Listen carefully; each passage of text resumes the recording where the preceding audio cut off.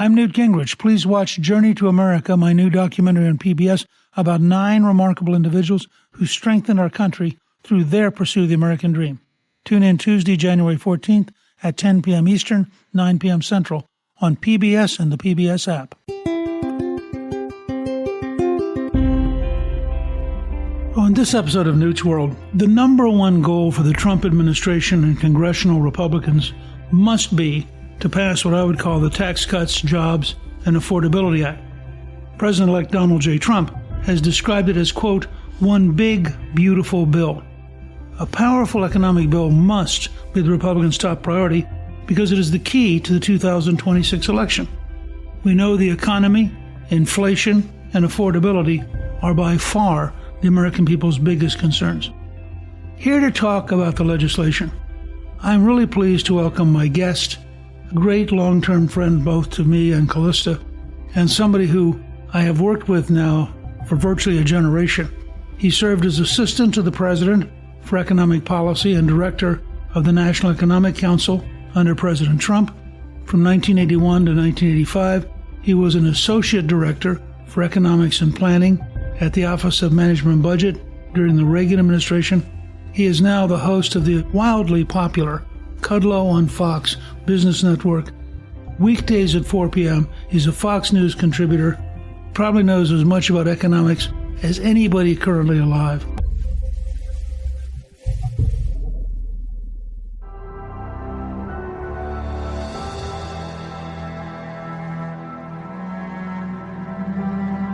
Larry, welcome and thank you for joining me on Newt's World. Thank you, Newt. Great pleasure. So let me just start with what Trump called one big, beautiful bill. Do you believe we can see this kind of comprehensive legislative package in 2025? I do. I think if you get an early start on it, and I think that's what Jason Smith from the Ways and Means Committee wants, and so does Speaker Mike Johnson. I think you could have it done by Memorial Day. I mean, basically, what are you doing? You're extending the tax cuts from 2017, and there'll be a few add-ons, lower 15% corporate tax and tax-free cash tips for service workers and overtime, and probably some kind of tax break for seniors. But frankly, those are simple, relatively minor adjustments. They're all pro-growth.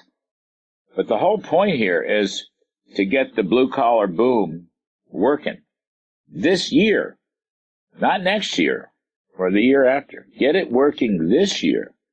And I'll say another economic point. We'll get to the legislative strategy and the pay-fors later. But another economic point is, unfortunately, President Trump's going to inherit Biden inflation, which is still running at a year-on-year rate of 2.5% to 3%. And, of course, it's been up over 20% during Biden's term. It's still there. Now, I make that point because if you lower tax rates and you produce more energy and you minimize regulations, particularly on businesses and smaller business, that supply side package will create more goods and services chasing the same amount of money. In other words, it will lower inflation from the supply side. This is one of the things that people give Paul Volcker. When you and I were in Washington in the early 80s, Paul Volcker got a lot of credit for slaying inflation, and he deserves it. But Ronald Reagan deserves credit for his tax cuts, even though they were delayed a couple years. His tax cuts produced a boom in the economy, and that supply-side growth helped to vanquish inflation. So bringing it up to here in Mr. Trump's second term, I want to see a blue-collar boom, and I want it to start in 2025. There's a significant energy component. That alone is going to start bringing down costs. If you add to that the incentives to start businesses, the incentives to expand businesses, there's no reason that this economy can't take off and that you couldn't have 4 or 5% growth. And in the Reagan recovery, it was astonishing, as you know, because you were right there, how fast the growth rate changed and how many new jobs, how much greater opportunity was created literally almost overnight. When the tax rates finally kicked in, the lower tax rates, which wasn't until January of 1983. I mean, some of them, there were small impacts in 82, but not much, and 81, but not much. People waited for the tax cuts to kick in. They waited.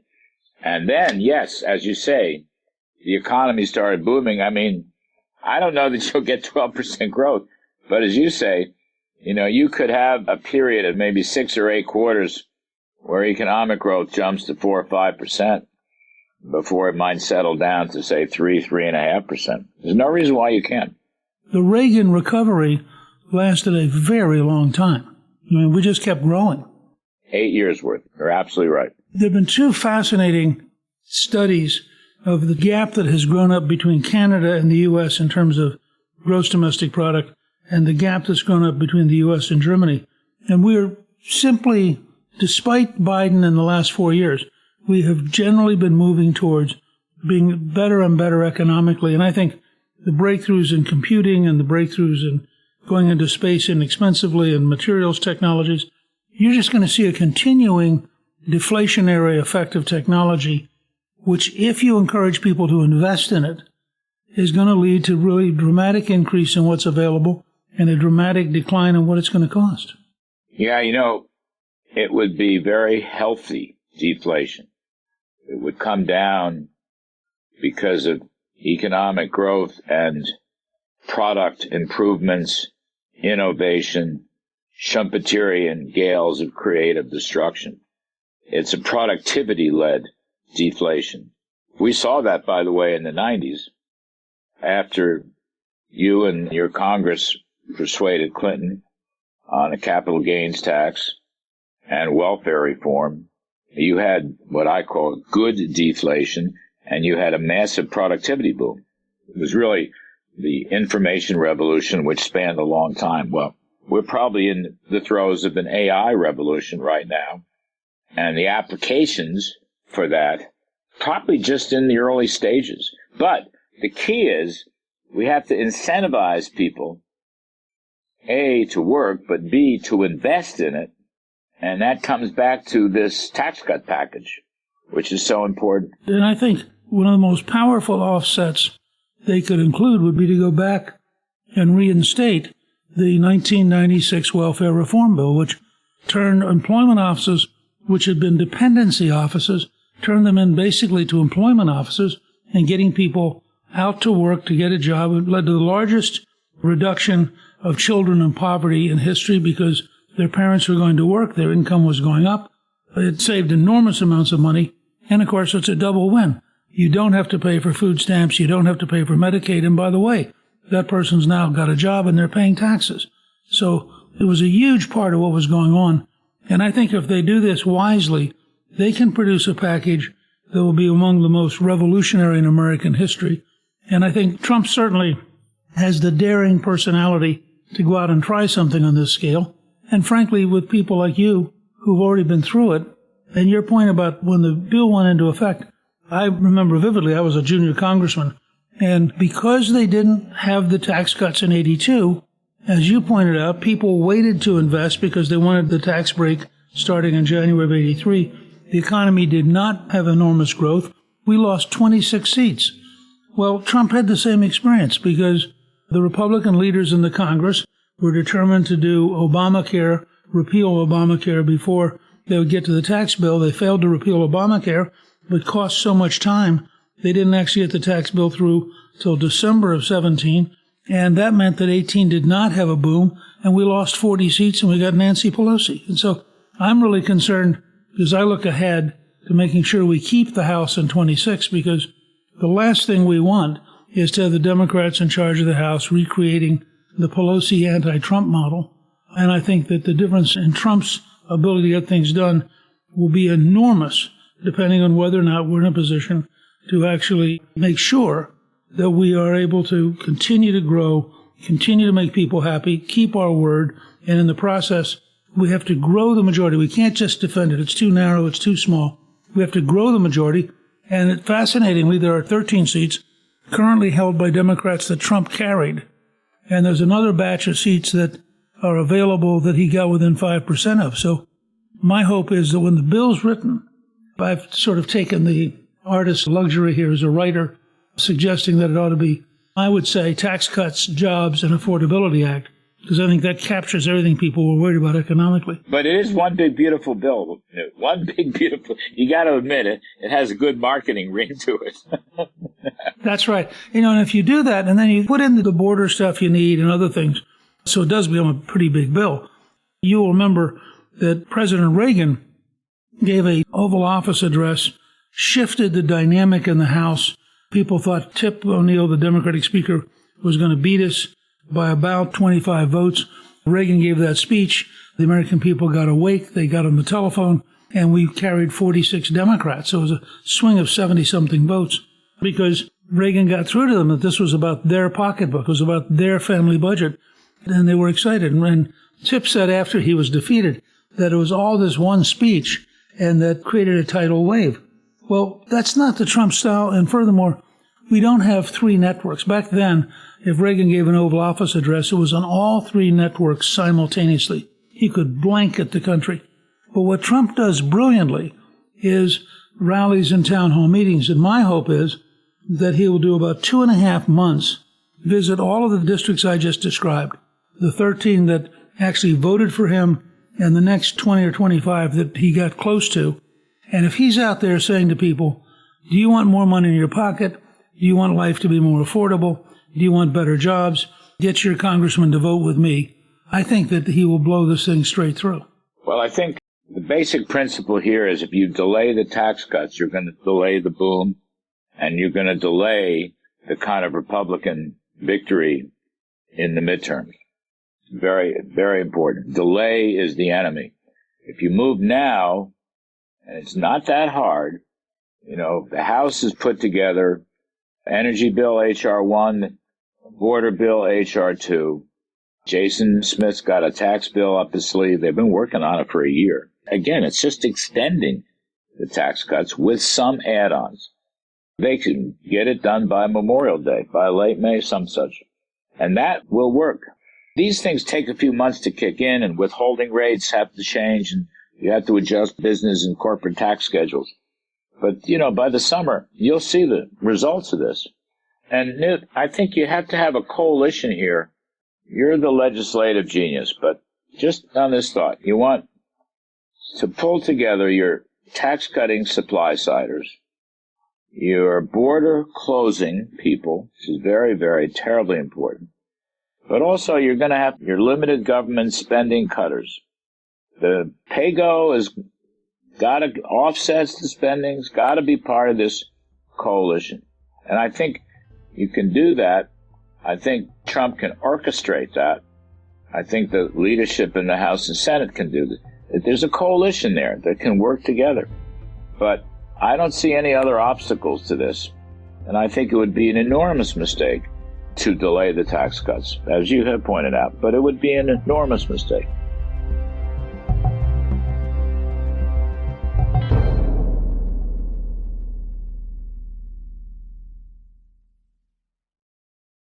I'm Newt Gingrich. Please watch Journey to America, my new documentary on PBS about 9 remarkable individuals who strengthened our country through their pursuit of the American dream. From Albert Einstein to Hedy Lamarr to Zalmay Khalilzad, we explore how individual stories help shape our national identity. Watch Journey to America, premiering Tuesday, January 14th at 10 p.m. Eastern, 9 p.m. Central on PBS and the PBS app.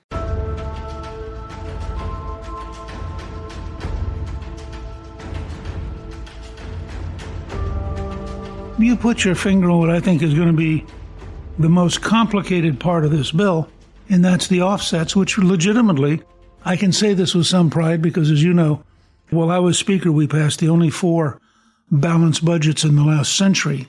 I'm pretty happy to be a fiscal hawk, but I think there are ways we can get offsets in here that every fiscal conservative will be very happy with.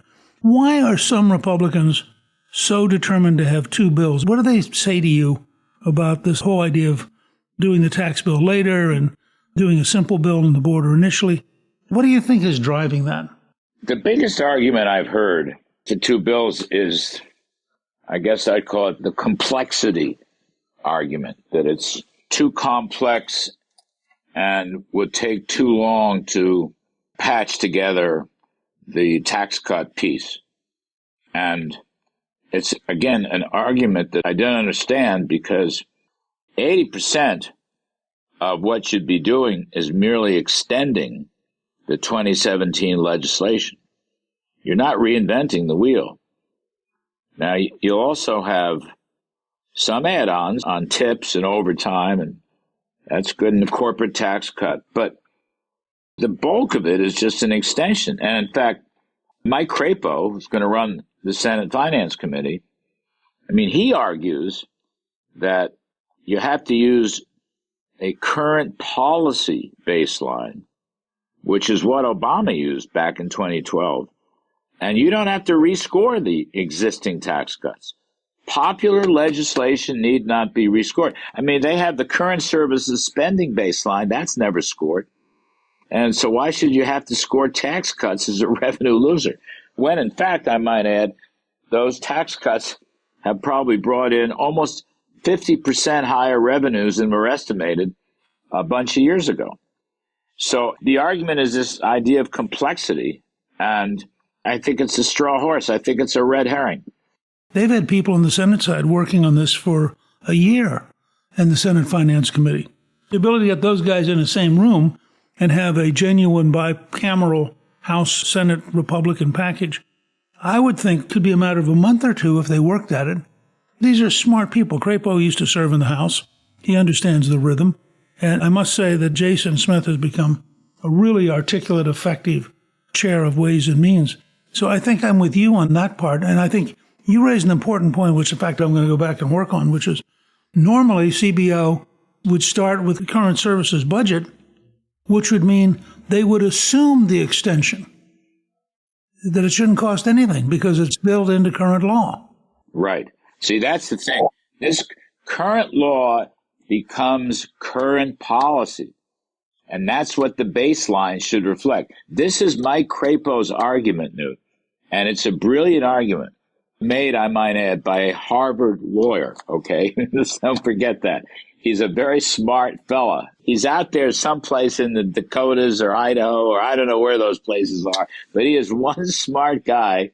He ran the banking committee, and now he's going to be running the finance committee. And it's a brilliant argument. We should treat tax policy the way we treat spending policy. Current law is current law. If the policies don't change, you don't have to rescore everything. It's not necessary. But what they do is they never rescore the spending. All they want to do is rescore the tax revenues. But even that's phony, because CBO and joint tax are always wrong, as you know, Newt. I mean, go back and look at their estimates before the bill in 2016, at the bill in 2017. Then look at their updated estimates in 2018, 22, 24. They're like, they've missed by 50% on revenue. They missed corporate revenues. I don't know. I think it's close to 100%.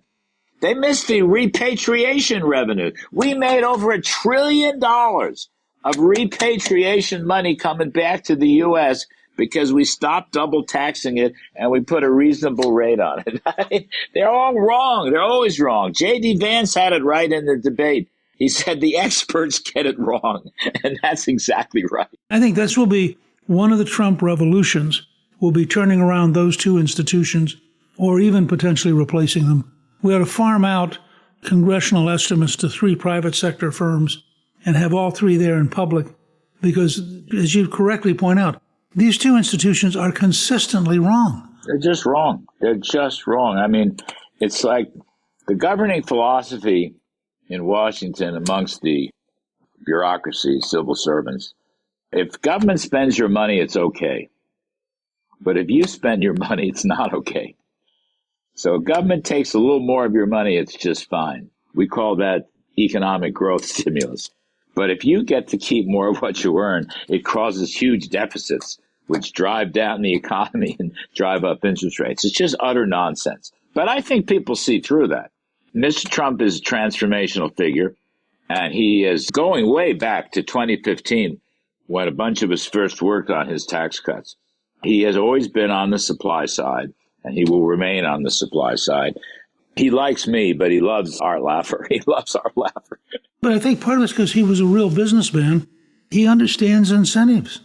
You know, Jack Kemp used to say, how long does it take for this policy to have an impact? He said, well, drop a $20 bill on the pavement and see how long it takes somebody to pick it up. Right, exactly. You know, and I think you're going to see people leaning forward once the bill's clear and once it's out in the open, even before it passes. You will see businesses begin to move towards investment and move towards expansion because they'll see the kind of environment where it's going to pay them to be aggressively pro-American and to produce in the United States. Yes, 100%. So I appreciate you plugging my show. Well, first of all, I want to thank you, but I also want to say I love going on your show. People can watch Kudlow on Fox Business Network weekdays at 4 p.m. They can also visit foxbusiness.com, and you do an amazing job. I'm so grateful that you would take the time to be with us today. No, thanks, Newt. I could spend another hour with you. You're terrific. Thank you to my guest, Larry Kudlow. You can learn more about President-elect Trump's plan to work with Congress on our show page at newtsworld.com. Newsworld is produced by Gingrich 360 and iHeartMedia. Our executive producer is Garnsey Sloan. Our researcher is Rachel Peterson. The artwork for the show was created by Steve Penley. Special thanks to the team at Gingrich 360. If you've been enjoying Newt's World, I hope you'll go to Apple Podcast and both rate us with 5 stars and give us a review so others can learn what it's all about. Right now, listeners of Newt's World can sign up for my 3 free weekly columns at Gingrich360.com/newsletter. I'm Newt Gingrich. This is Newt's World.